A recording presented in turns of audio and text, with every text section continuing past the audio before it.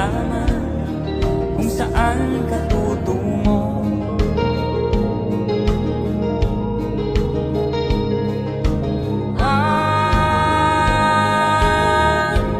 Kung nakamit mo ng pangarap,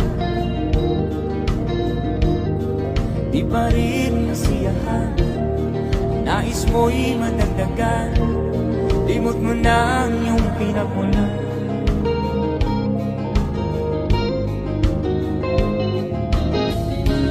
Bakit nga ba ganito? Ang tao'y walang kasi